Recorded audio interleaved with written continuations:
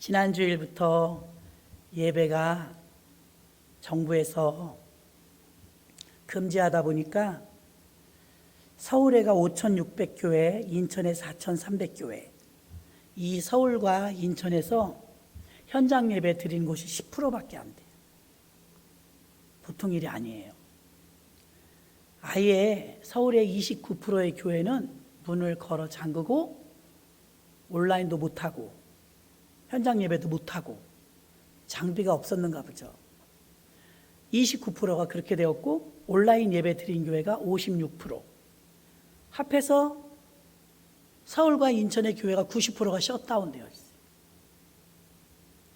이게 진짜 우리가 애통해하며 기도해야 될 일입니다.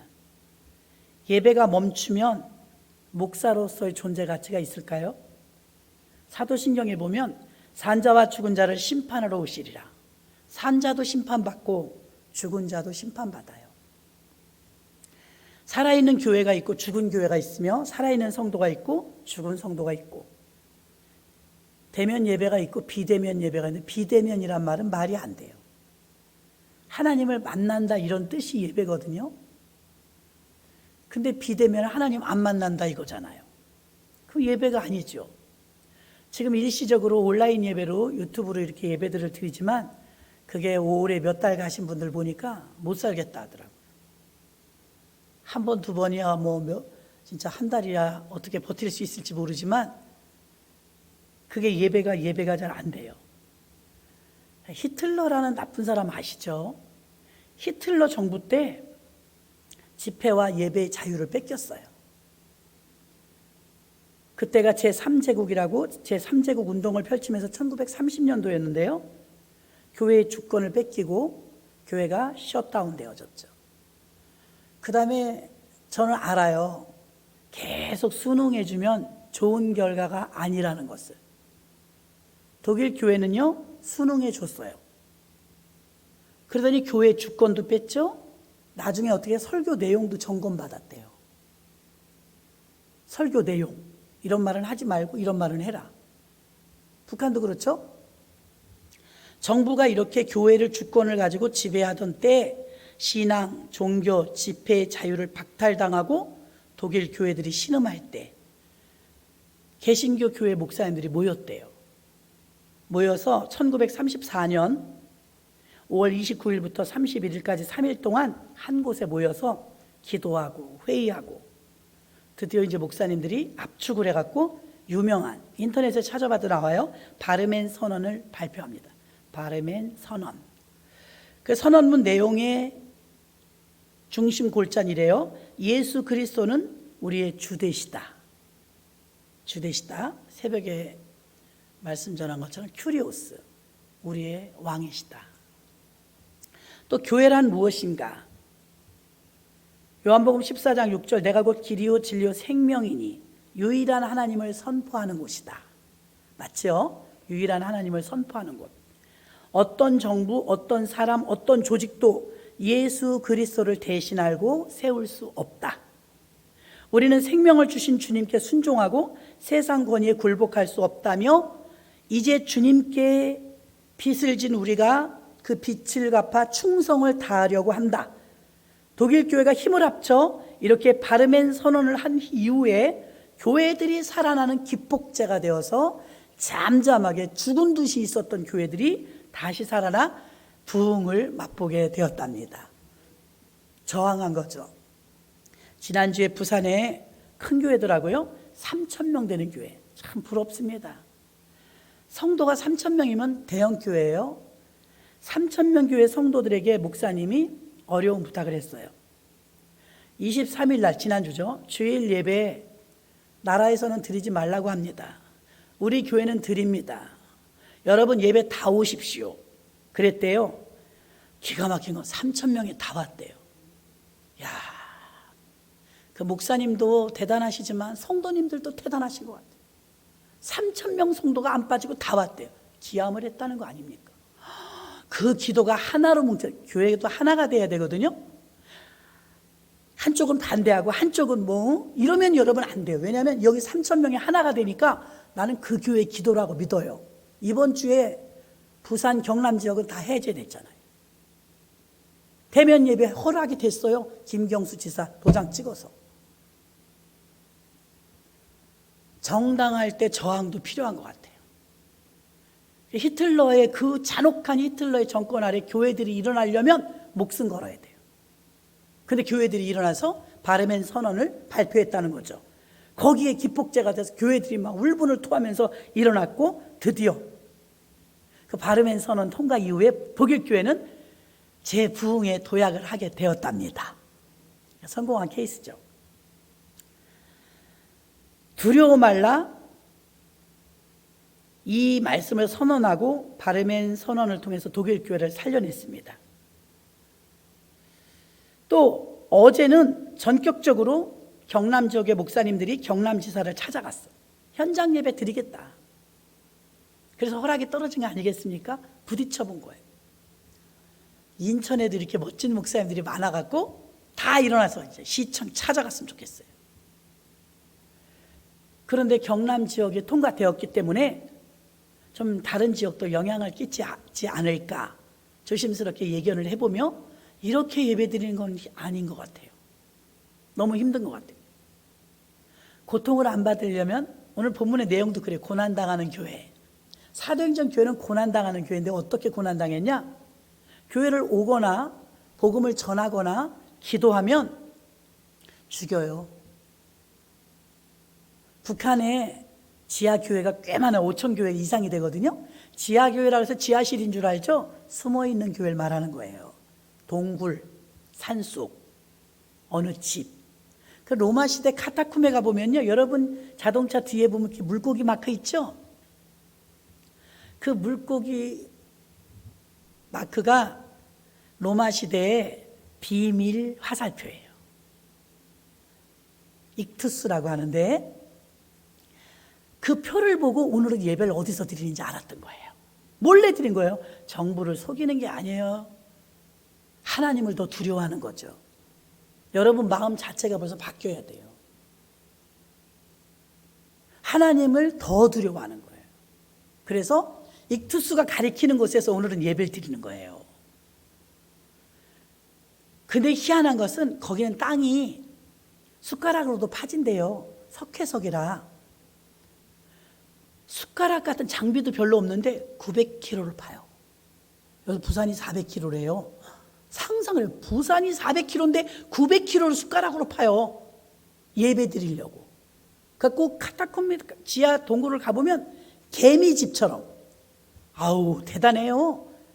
그 많은 곳 중에 어디서 예배 드리는지 어떻게 찾아요? 미로 찾기지 못해요. 우리나라 교인들처럼 굶떠가지고는 우리가 얼마나 눈치코치도 없고 훈련이 얼마나 안 됐냐면 우리는 이게 힘들어요. 왜? 자유롭게 살아버렸어요. 이게 자유의 결과죠. 근데 눈치 보면서 사는 북한 사람들은요, 그게 자연스러워요. 눈치 보면서 막 이렇게 하는 게. 근데 카타콤은 더해요. 일본 사람 하나가 카타콤에 들어가서 분명히 가이드가 막아놓거나 가지 말라는 곳을 가지 말아야 되는데 궁금하니까 들어갔다. 여태 못 나왔대. 죽은 거예요. 못 찾아 나온대요. 그 속에서도 예배 드리려고, 오직 예배 하나 드리려고 익투스로다가 비밀로 이렇게 그려놓고, 아는 사람만 아는 거예요.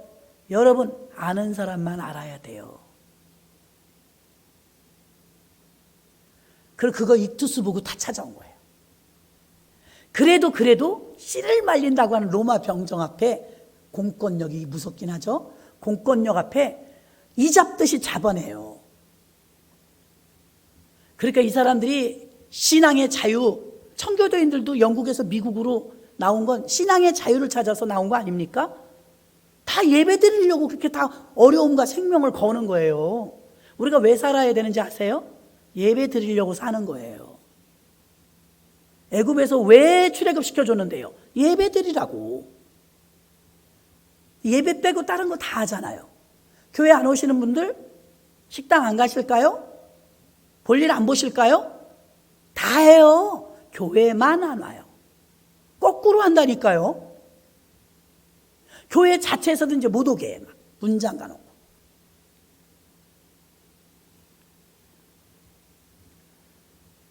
누구의 명령을 따르는 게 교회냐고요? 교회는 세상에 있지만 하늘나라 법을 따르는 곳인 줄로 믿습니다. 교회의 주권은 하나님께 있어요. 그 로마 시절에 그 많은 사람들 죽다가 나중에는 어떻게 해요? 쫓기다가 언젠가는 카타콤도 또 들켜. 마사다 아시죠? 마사다. 눈물 나는 곳이. 마지막 그리스도인들이 969명 남았어. 969명이 또 도망가는데 어디로 도망가서 예배를 드리냐면 마사다. 사막에 있는 산이에요. 사막에 있는 산인데 거길 기어 올라가서 사막 산 안에 이렇게 판 거예요. 나중에 거기 가보니까요, 최첨단이 얼마나 그 물을 어떻게 끌어올렸을까 하여튼 기도하면서 하니까 마사다 요 안에서 요새를 만들어 놓고 사는 거예요. 어쩌다가 마지막에 969명 남았는데 로마인들이 그걸 또 찾아냈어. 근데 계속 돌멩이로 밀어내니까 못 올라오니까, 사다리를 놓고 못 올라오니까 마사다의 옆에다가 가짜 마사다, 쌍둥이 산, 인조산을 그대로 만들어요. 높이 똑같이. 그걸 저지할 수는 없잖아요. 갇혀있는 이 초대교인들이. 마지막 날 드디어 이제 다리만 탁 놓으면 로마인들이 마사다 산으로 와서 다 죽일 찰나에 죽기 전날 밤 마지막 예배를 드립니다. 마지막 예배 드리고 거기서 전체가 다 서로 죽이죠. 가슴 너무 아파요. 서로 다 죽였어요. 그 로마인들이 철크덕하고 사다리를 대고 들어갔더니 다 죽은 거라. 웃으면서. 우리는 그렇게 감당 못합니다. 저도 감당 못합니다. 그런데 놀라운 것은 이때도 편하게 살 방법은 있었어요. 예배 안 드리면 돼. 지금도 그래요, 여러분. 예배 안 드리는 사람은 편해요. 예배 안 드리는 목사님, 예배 안 드리는 교회, 예배 안 드리는 성도는 편해요. 시키는 대로 하면 편해요. 그러나 파멸이 있죠. 태릉선수촌에서는 뼈를 깎는 고통에 훈련을 해요. 김연아도 박지성도 다. 근데 그들이 메달을 땄을 때 다 보상받는 거예요. 금메달 가지고 보상받는. 우리에게 주님은 면류관이 있다. 생명의 면류관이 있다. 성경 곳곳에서 말씀하신 줄로 믿습니다. 예배를 지키다가, 신앙을 지키다가, 믿음을 지키다가 순교당한 사람이 얼마나 많은지 아세요? 한국 교회는 잘못 가르쳤죠. 잘 먹고 잘 사는 거예요. 그게 축복인 줄 알아요. 술, 담배를 끊으려고 막 노력하는 사람은 싸워야 돼. 자기와. 그렇죠? 술, 담배를 끊어야 되니까 얼마나 힘들겠어요. 그런데 안 끊는 사람은 하나도 안 힘들어. 집사가 돼도 장로가 돼도 술, 담배 못 끊는 사람은 그냥 있어요. 힘들지 않아요. 그런데 누가 힘들어요? 끊는 사람이 힘들어. 자기를 막 쳐서 복종시켜야 되고 절제해야 되고. 해외, 지금 우린 또 너무 편한 거예요. 해외 선교사들을 제가 이제 만나보잖아요. 선교사님들 얘기를 들으면 우리 한국에 있는 사람은 또 너무 편한 거예요. 한국 목사님들은. 그러면 해외에 나가서 목숨을 걸고 복음을 증거하는 사람이 더 고생할까요? 한국에 있는 저 같은 편안하게 교회에서 이렇게 목회하는 저 같은 사람이 고생할까요? 해외에 나가 있는 선교사님이 더 고생해요. 여러분도 마찬가지예요. 예배 안 드리는 사람이 편하고 드리는 사람은 마음도 상하기도 하고 이게 무슨 짓이야. 예배 한번 드리기 막 정탄절로 버리고 어떤 분들은 그 마음도 귀한 거예요. 교회 예배 안 드린다고요? 인천 시내를 다 누비는 거예요. 예배 드리는 교회 있나? 없더랍니다. 우리는 목회자들 그 소식을 많이 듣잖아요. 지난주에 들으니까 40명 나오는 조그만 교회인데 대면 예배 한다고 했대, 목사님이. 한 명도 안 왔대. 그래서 목사님 울었대요. 한 명도 안 왔어. 근데 부산의 그 교회는 세상에 3,000명인데 나오라니까 다 나왔다잖아. 그 하나된 마음을 받으시고 하나님이 그러게 위험한데 왜 드렸어가 아니라 3,000명이 다 와서 하나님께 예배 올리고 통성기도 했더니 경남 지역이 다 풀린 거예요. 아멘. 멋있어, 멋있어. 인천도 좀 풀렸으면 좋겠습니다. 로마의 박해 속에서 초기 기독교인들이 많이 힘들었어요. 히틀러의 정권 아래서 그 악랄한 히틀러 얼마나 많은 사람을 죽여요? 그런데도 교회는 살아났어요. 놀라운 것은 아무리 압제를 해도 로마는 없어져도 교회는 안 없어졌어요. 그러나 인천 시내를 다 누비면서 어디 예배 드리는 데 없나, 새벽 예배 드리는 데 없나, 주일 예배 드리는 데 없나. 나는 그 양떼가 불쌍하지 않아요? 예배 드리겠다고. 그 목사님들이 회개해야 돼. 보통 일이 아니에요. 알아서 안 와요. 본인들이 위험하다고 느끼면.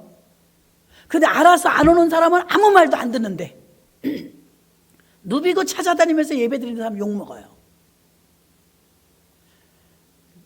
내부 총질하거나 서로 우리는 믿는 사람끼리 잘했니 잘못했니 하지 마세요. 안 그래도 힘든데 마음도 힘들고 예배 제대로 못 드려서 마음도 힘들고 고통스러운데 유튜브로 예배를 드리니까 많이 클릭하셨더라고요. 물론 못 나오니까 더 많이 클릭하셨겠죠. 근데 우리가 예배를 통해서 하나님의 임재를 느껴야 돼요. 사심을 다 빼고 주님의 임재 속에 예배를 드려야 될 줄로 믿습니다. 목사님들이 위기를 만나면 실리주의로 가느냐 기회주의로 가느냐 우직하게 복음으로 가느냐. 장차 우리 시대에 다음 시대에 무엇을 남겨둘 수 있겠습니까? 절망과 눈물이 앞을 가려요. 살려면 길을 찾아야 되는데 목사님들이 목숨 걸고 모여서 잘못된 법을 잘못된 법이라고 목소리를 높여야 되는데 그러신 분은 없겠지만 편하다고 하시는 분도 있을 수 있어요. 편하죠. 예배가 없는데 목사가 무슨 필요가 있어요? 예배란 로마서 12장 1절 그러므로 형제들아 내가 하나님의 모든 자비하심으로 너희를 권하노니 너희 몸을 하나님이 기뻐하시고 거룩한 산제사로 드리라. 이는 너희의 드릴 영적 예배니라. 아멘. 예배란 예배자가 있어야 예배예요. 저도 미력하지만 최선을 다해서 여러분을 잘 가르쳐야 돼. 이제 앞으로는 예전 같은 시대 안 옵니다. 신앙을 지키려면 믿음 지켜야 돼. 그러니까 제대로 가르쳐야죠. 그러면 예배란 예배자가 있어야 하는데 기뻐하고 거룩한 산제사로 드리라. 어디서 드리냐? 교회에서요. 우리 몸을 산제물로 어디서 드리냐? 교회에서 드리라. 이것이 영적 예배니라. 몸 드리는 예배입니다. 대안적 예배가 아닙니다. 예배는 예배자의 몸이 있어야 되는데 우리는 그것을 지금 못하게 하니까 힘든 거죠. 스타벅스나 식당이나 미용실이나 확진자가 나오면 방역 소독하고 바리케이트 치고 출입하지 못하게 금지 딱지 붙이고 소독하고 하루 이틀 지나면 문 열어요. 또 하나 중요한 거는 스타벅스 일산에서 이번에 사고가 한 5, 60명 났죠? 그럼 그 가게만 문 닫지 전국의 스타벅스가 문 닫아요? 억울하지 않아요? 확진자가 안 나온 교회는 상을 줘야지. 방역 체계를 잘 갖춘 교회는 상을 줘야죠. 왜 확진자가 몇몇 교회에서 나왔다고 전국의 교회를 다 폐쇄해요? 형평성에 안 맞아요. 저는 이런 나라가 있는지도 모르는데 페르제도라는 나라가 있대. 페르제도. 이 나라가 전 세계 지금 코로나 검사하는데 검사율 100% 이상. 페르제도라는 나라는 100% 이상. 전 국민을, 나라가 작은 나라예요. 다 해줬대. 우리도 다 해줘야 돼요. 독감도 맞잖아요. 뇌염 주사도 맞잖아요. 왜 안 맞게 해요? 4.5불에 중국에 우리가 수출한다면서요. 진단키트. 5,000원이에요. 원가는 더 싸겠죠? 진단키트. 그리고 약소국가에 무료로 많이 줘서 얼마나 많이 팔았냐면 1조 이상을 팔았대요. 진단키트를. 그 싼 것을. 우리나라 진단키트가 잘 만들어갖고 정확률도 좋고 그래서 의료계가 발전이 많이 돼갖고요. 그 한 5,000원씩 팔았단 말이에요. 1조 이상을. 그 우리나라 방역체계나 의료진 기술이 좋아갖고요. 전국에서 전 국민을 상대로 무료로 해주든 아니면 건강보험 제도로 하면 1,000원이나 2,000원이면 맞는 거예요. 다 맞으라고 해줘야죠. 검사를 다. 미국이 8천만 명이 검사했대요. 우리나라 국민 2배가 다 되죠? 8천만 명. 그러면 미국 전체 24%가 검사를 받은 거예요. 24%. 4분의 1밖에 못 받았어요. 근데 그렇게 확진자가 많이 나왔어요. 우리는 어떨까요? 우리나라는, 한국은 3.7% 검사했어요. 3.7%. K방역은 아닌 것 같아요. 3.7%가 여러분 데이터를 봐도 들어도 잘 몰라, 우리들도요. 이렇게 하면 알기가 쉬워요. 3.7% 검사율은 전 세계 230개국 가운데 111위. 이라크 112위. 우리보다 하나 위는 이란. 그런 나라는 왜 못하냐? 나라는 넓지, 돈은 없지, 의료는 안 되지. 이런 나라들은 우리나라 수준 정도. 그러니까 우리나라가 의료가 거의 세계 1, 2위를 하는데 검사율은 111위. 이제 3.7%. 그나마 8.15 이후로 검사 많이 한 게 그래요. 이거 어제 기준 3.7%. 좀 모순적인 게 많아요. 복음은요, 집합 금지를 하고 어디서 명령을 내리고 그러는 게 아니고 하나님의 명령을 내리시는 것인 줄로 믿습니다. 우리도 믿음이 연약해갖고 이렇게 유튜브 예배 드리고 하는 거 부끄러워요. 그리고 우리 자신들도 그 예배의 자리에 주저주저하고 잘 못 나오는 건 한마디도 안 합니다. 믿음의 분량이니까요. 믿음의 분량이에요. 뭐 위험을 무릅쓰고 와라, 그게 꼭 잘했다, 이 말도 아니고. 또 전부 오지 말아라, 그것만이 뭐 안전한 것이냐? 그것도 아닙니다.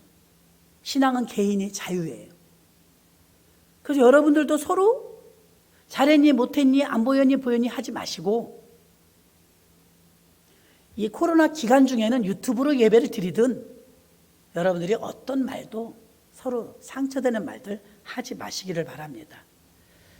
로마서 1장 28절에 보니까 이렇게 예배를 드리기 위해서 우리를 만드셨고 영적 예배를 드리라고 했는데, 또한 그들의 마음에 하나님 두기를 싫어하며 하나님께서 그들을 그 상실한 마음대로 내버려 두사 합당하지 못한 일을 하게 하셨으니, 사람들의 마음속에 하나님 두기를 싫어해요. 불편하다 이거예요. 정욕껏 살아야 되는데, 하고 싶은 대로 살아야 되는데 제재가 된다 이겁니다. 하나님을 의지하기보다는 본능적인 욕구를 채우길 원해요. 그러나 복음이 아니면 구원을 받을 수가 없는데, 사도행전 4장 12절에 천하인간에 다른 이름을 주신 일이 없다고 하시고 예수 이름으로만 구원을 주신다고 하신 줄로 믿습니다. 그래서 오직 하나의 길, 예수를 믿는다면 영광스러운 일이지만 그 길은 고난의 길이에요. 좁은 길이에요. 술, 담배를 끊기 위한 것은 그 결심하고 시작한 날부터 고통인 것처럼 영광스러운 일이고 자랑스러운 일이지만, 시도도 해보지 않는 사람들에 비하면 시도하고 몸부림치고 실패를 거듭하다 언젠간 승리했을 때 그 기쁨. 할렐루야. 승리한 자밖에 몰라요. 얼마나 떳떳한지, 얼마나 자랑스러운지, 얼마나 감사한지. 믿음을 지켰을 때 얘기입니다. 마태복음 10장 16절로 17절에도 내가 너희를 보낼 때 양을 이리 가운데 보냄과 같도다. 양을 이리 가운데 보낼 때 마음이 어떨까요? 우리 애기들 있잖아요. 애기들을 불안한 데 보내면 부모님 마음이 얼마나 불안하겠어요.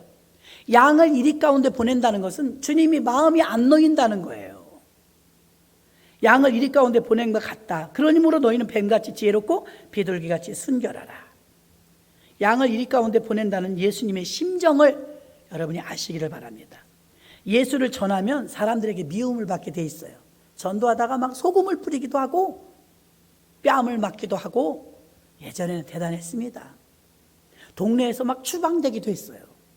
그래도 예수를 전하고 복음을 전하는 그 길은, 이 길을 하지 않으면, 고난이라도 이 일을 하지 않으면 교회가 십자가의 능력, 예수 그리스도의 영광, 구원의 역사를 볼 수가 없어요. 교회를 통해서 계속해서 구원의 역사가 있으려면 복음의 전파가 있어야 될 줄로 믿습니다. 지금도 방에서 그냥 예배 드리면 아주 편하죠. 아예 안 드린 데는 더 편해요. 목사님들이 어디 가도 되고요. 마음 졸일 필요가 없죠. 교회의 영광은 고난과 2000년 역사 동안 항상 고난과 함께 왔어요. 그리고 하나님의 뜻을 성취하기 위해서 사도행전 교회가 택한 길이 있어요. 사도행전 교회가 위대한 것은 고난을 피할 수 있었지만 고난으로 들어왔다는 거예요. 예배 드리고 기도하고 복음 전파하면 잡혀가고 고난이 왔습니다. 사도행전 9장 16절에 그가 내 이름을 위하여 해를 얼마나 받아야 할 것을 내가 그에게 보이리라 하시니, 이렇게 해를 받는다고 말씀했습니다. 이게 오늘날 교회와 너무 다르지 않아요? 북한이나 지금도 복음의 자유가 없는 나라들은 이렇게 예배 드려요. 사도행전 교회처럼. 우리가 너무 편했던 거죠. 감사했던 것이죠. 이렇게라도 예배 드린다고 주님 앞에 나온 여러분들은 대단하지만 이게 한국 교회에 미치는 영향은요, 무슨 죄인 취급하고 감시하고, 오늘 아침에 뉴스를 하나 봤더니 공무원이 막 들어갔고 성가대 앞에까지 들어왔대요. 손가락으로 목사님을 내려오라 하더래. 대표 기도 중에. 무슨 일이냐 그랬, 이렇게 내려가서 목사님이, 작은 교회더라고요. 무슨 일이냐 그랬더니 사인하시라고, 예배 드렸다고. 기본도 없어요. 교회 안에 예배를 방해하는 건 분명히 헌법의 죄예요. 112에 신고해도 돼요. 일시적으로 감염병 때문에 상위법이 일시 보류된 것 같이 느껴지지만 우리나라에는 헌법의 자유에 종교의 자유가 있어요. 그 신천지가 예배를 방해 들어와서 마음껏 못하는 이유는 그 법 때문이에요. 예배를 방해하면 112 신고하면 돼요. 공무원이 그런 지식이 없었던 거죠. 자기 바쁘니까. 이거 빨리 이제 팩스 보내야 되니까. 사인하시라 이거예요. 한 3교회 정도를 그랬더만요. 그 공무원들 아마 혼날 겁니다. 우리 교회에 오시는 공무원들은 밖에서 못 들어오잖아요. 주차장에서 예의가 있는 분들인 거예요. 예의가. 주차장에서 보는 거예요. 왜? 자기들은 자기 일 충실하는 거예요. 자기 일. 공무원이니까. 그럼 뭐라고 하면 안 됩니다, 또. 그 사람들은 그 사람들이 욕을 또 얼마나 먹겠어요, 교인들에게. 그 사람들은 어떻게 월급쟁이니까 또 그거 와서 열심히 하는 겁니다. 가능하면 피차 어렵지 않게 충돌하지 않는 게 제일 좋죠. 익투스가 이렇게 화살표 방향을 가리켰을 때 예배 장소가 늘 바뀌었단 말이에요. 카타쿰에서도. 그럼에도 불구하고 내부 고발자들이 있기 때문에 이게 계속 쫓겨다녔다는 거죠. 이건 역사예요. 어쩔 수 없어요. 그래서 우리가 믿음을 지킨다는 것이 얼마나 힘든 것인지를 다시 한번 알게 되었습니다. 사도행전은 고난을 받되 힘들게 받은 게 아니라 거룩한 고난이었어요. 감수하고라도 내가 예배 드리겠노라. 그리고 당하는 고난이었기 때문에 그들은 마땅히 여기더라. 이 핍박을 마땅히 여겼대요. 핍박이 온다고 핏대 세우시면 안 돼요. 핍박이 와도 그래, 예수 믿으면 고난이 오지 뭐, 이거 참아야지 어떡하겠어. 핍박이 오고 미움받는 거는 성경에 마태복음 24장에 너희가 내 이름으로 미움을 받으리라 써 있어요. 그러니까 어느 정도는 여러분들이 감수를 하셔야 돼요. 우리가 피하면 고난은 없어요. 상도 없습니다. 그러나 고난을 받으면 면류관이 있어요. 하나님의 영육간의 축복이 있어요. 하나님은 지금 찾고 있어요. 찾고 있어요. 하나님이 그 축복을 줄 자들을. 자, 오늘 사도 바울을 보면요, 정체성이 뚜렷했어요. 아이덴티티, 정체성. 나는 그리스도인이다. 왜 그러냐? 16절에 보니까 일어나 내 발로 서라. 내가 내게 나타난 것은 곧 내가 나를 본 일과 장차 내가 내게 나타날 일을 너로 사환과 증인을 삼으려 하노니. 분명하게 자기 정체성. 난 종이다. 나는 증인이다. 나는 하나님이 부르실 때 종이다, 증인이다. 자, 오늘 본문에 사도 바울이 다메섹에서 주님 만났다는 광경을 또 얘기해요. 세 번째 간증이에요. 우리가 솔로몬 목사님 찬양 좋다고 했지만 똑같은 거 계속 3번, 4번, 5번 해도 좋을까요? 안 그럴걸요? 5번쯤 들으면 왜 저래? 이럴 거예요. 그렇죠? 사도 바울 지금 3번째 간증하는 거예요, 지금 이게. 근데 다메섹에서 주님을 만났는데 얼마나 감격스러우면 자기 간증을 해요. 왜 반복할까요? 정체성이 뚜렷한 거예요. 나는 다메섹에서 주님을 만나기 전엔 이런 사람이었다. 죄인 중에 괴수. 다메섹에서 주님을 만나고 나는 바뀌었다.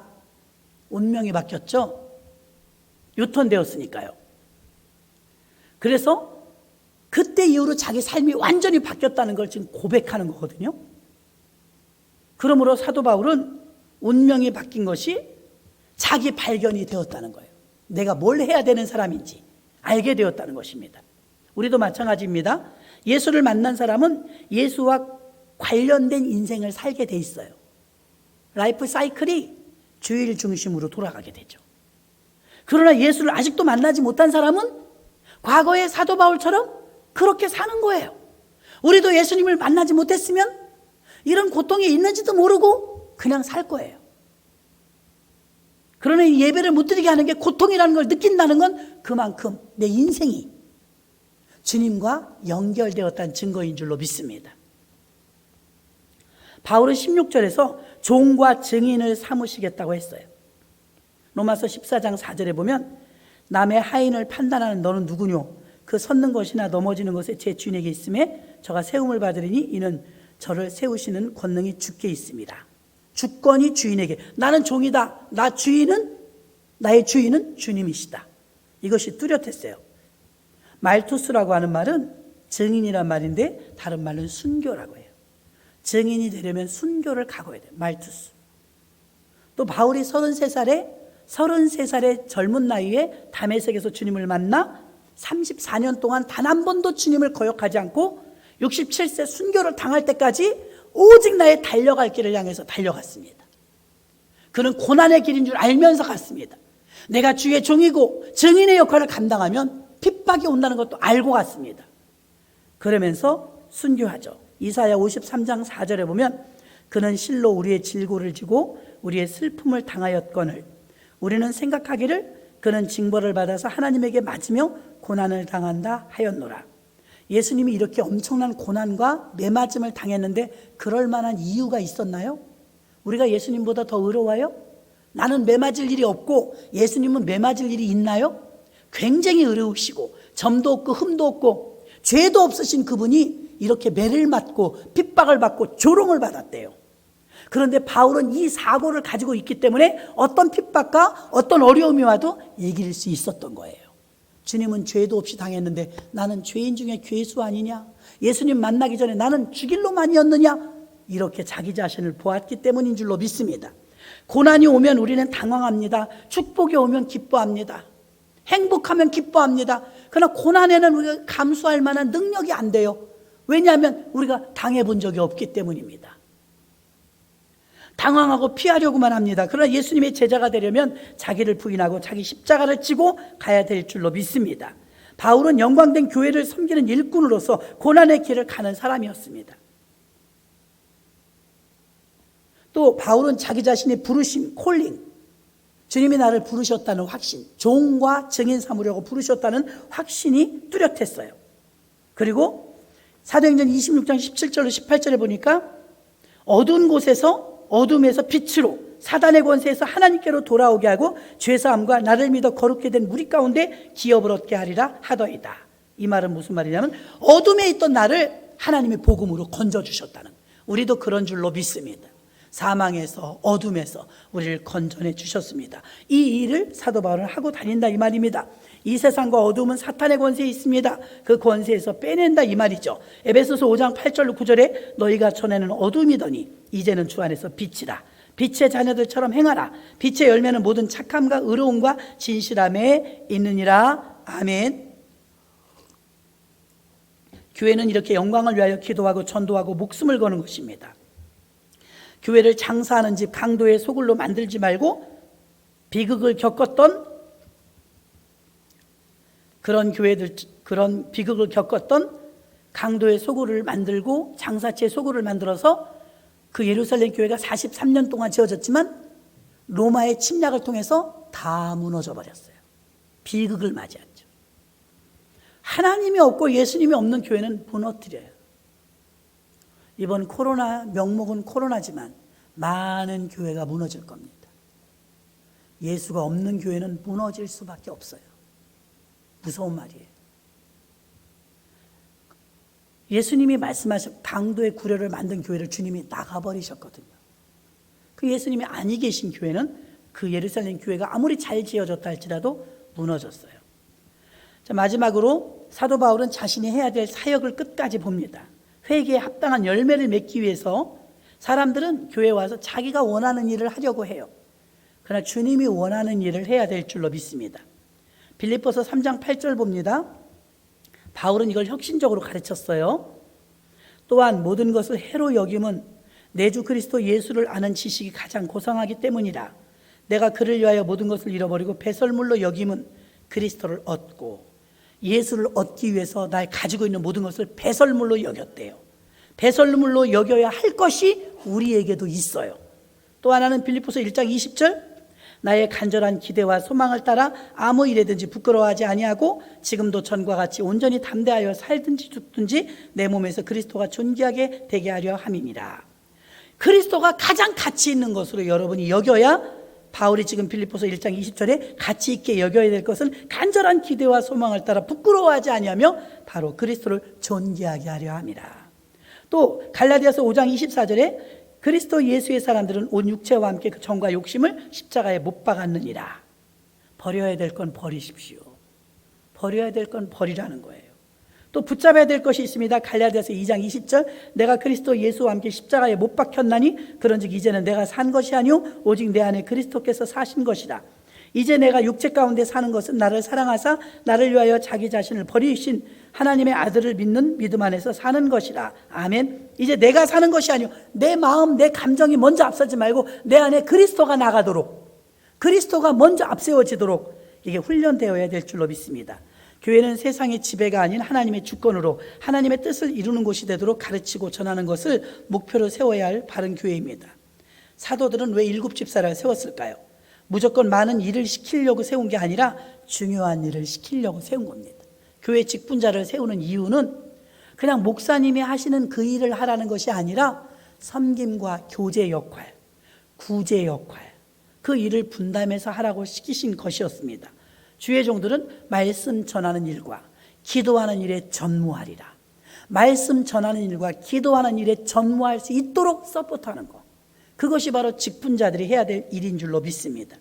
말씀을 정리합니다. 하나님께 세상을 구원할 수 있는 교회로 세우셨으니 하나님께 영광 돌리는 교회가 되도록 힘써야 될 줄로 믿습니다. 지금 코로나라는 비상시국입니다. 낮에 우리 늘 각자가 계신 곳에서 112 비상기도를 하십니다. 예배마저 자유롭지 못합니다.